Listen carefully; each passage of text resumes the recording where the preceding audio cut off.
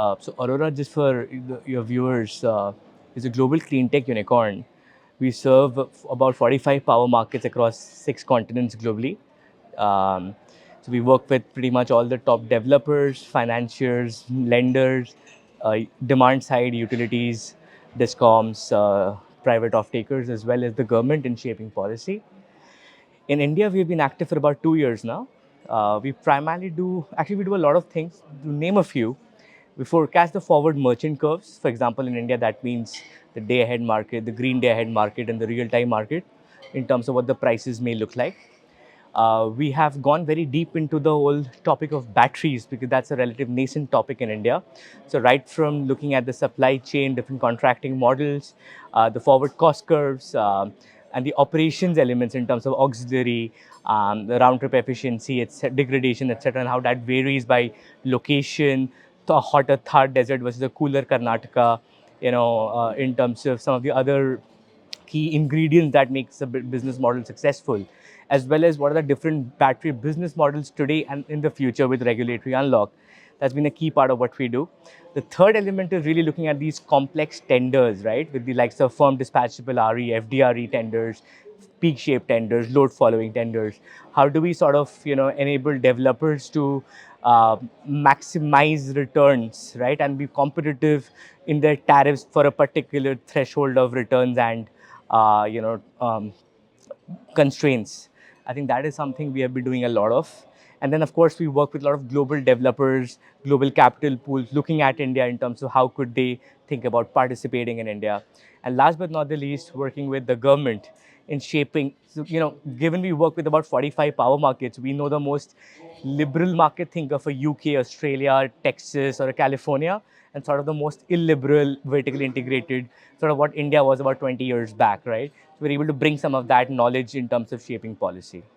I'll break it out into two, three parts. There is a business model, operating model element, which requires some regulatory unlock. There's an element of supply chain resilience, and there's an element of sort of financing unlock, right? Let me start with the opportunity, and then I'll talk a bit about the gaps or the risks, and then what are the capabilities we could think of building to mitigate those risks. First and foremost, why does battery make sense for India? Because fundamentally, we are moving to a solar-heavy generation mix, right? Today, it's coal-heavy. With the energy transition, with the government efforts, we're moving to a solar-heavy generation mix. So, as a natural complement to solar, battery is an natural dispatchable power complement. Other markets have more of gas, more of hydro. For example, Nordics has a lot of hydro, right? So for India, batteries is a very central need. So that's one. Second is, as you think of, grid transmission build out, and honestly, the government has done a fantastic job over the last decade plus, right, in terms of building out the transmission network. But obviously, in a democracy, it's not easy to always synchronize the development of renewables as well as the development of transmission networks, and there are periods of troughs and peaks. Currently, in some of the Rajasthan green evacuation corridor networks, we see some challenges in terms of evacuation coming on time. Batteries kind of play a role in sort of mitigating that grid curtailment risk. Right? That's sort of the second. And third is batteries often play a very important role in other services such as ancillary services, right? The tertiary and the secondary reserves in order to further boost the challenges that grid faces due to increasing intermittency of renewable generation. So for these reasons, batteries are a key requirement. What has also helped is that for multiple reasons, the capex cost of batteries, right, across the supply chain has reduced significantly over the last 1 odd year. Some of it is due to movements in China, some of it is upstream, some of it is technology improvement, but fundamentally the economics, therefore, of battery deployment has never been better. Last but not the least, battery has many business models.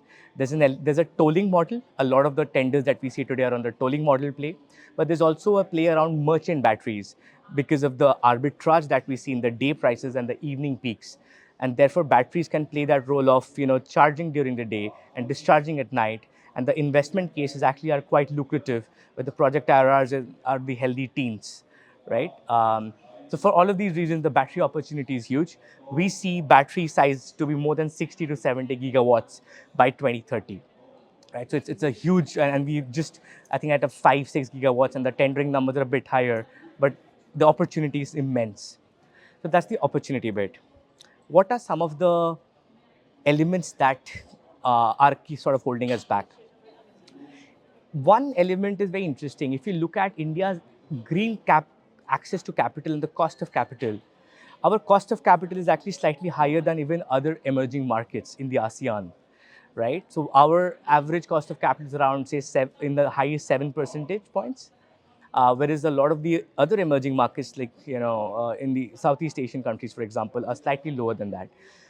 Therefore, it's important, and one of the reasons, of course, is, for example, dollar-denominated investors, want dollar returns, and obviously, a rupee has devalued against the dollar, for example.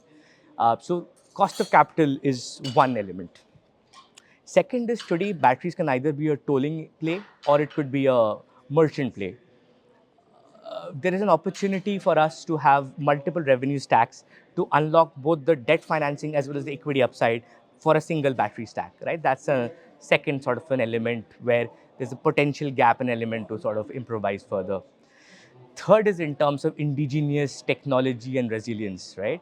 I think we have made phenomenal progress in the solar value chain, the wind value chain. I think the time is here to sort of also look at the battery value chain.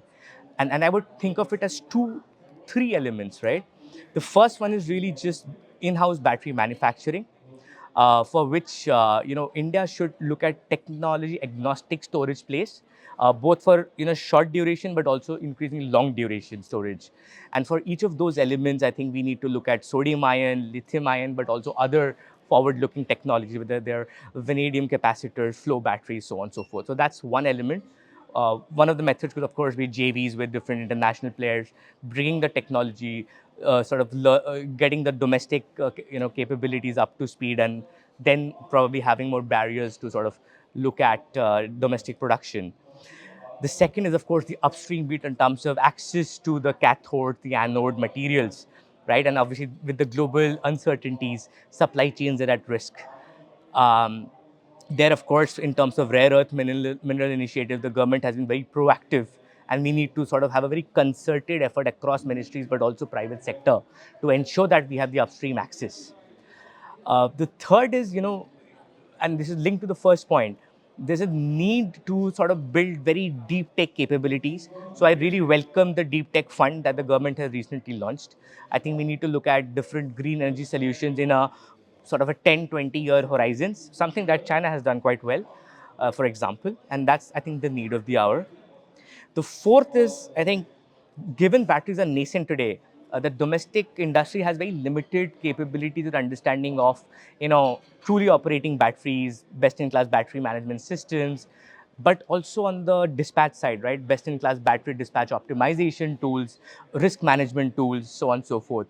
So there are some capabilities and potentially some players that need to emerge for us to truly master the art of battery operations and battery revenue management. There are obviously quite a few things that the government is already doing in terms of the viability gap fundings, the deep tech funds. I know the MNRE and the other key ministries are working at access, advantaged and low cost access to green financing. One of them, of course, is continuity of policies. Right? That's a key thing for investors as they look at India. Right? When I talk to some of the global investors in different parts of the world, they appreciate the federal government's policy consistency. Some of the states have been doing that well. There's opportunity for some others to also, have a consistent view, right? And the grandfathering policies, etc., sometimes are a deterrent to that. So there's a bit of policy stability. The second element is really around, you know, incentivizing different technologies. And what do I mean by that? I think a few IIT teams have built a very interesting 6R model and a vanadium technology, based batteries. Obviously, from a TRL perspective, technology readiness level perspective, they're not at a 9 or a 10 today. But there is opportunity to support them, give them, sort of the base load demand, some incentives for us to provide on two axes, duration of storage and technology of storage. So that's sort of the second thing that the government could think about. Third is, interestingly, from a policy perspective, there's a room to optimize returns by sort of keeping the cycling rates of batteries more flexible. The reason for that is the nature of the demand and the nature of the supply is not consistent throughout the year due to seasonality across years. And therefore, by removing that constraint and in sort of unlocking degrees of freedom, the economics can improve further, and we have seen some of that through our analysis. So I would maybe, there are many others, but I'll call out these three in terms of how government could further, turbocharge this growth.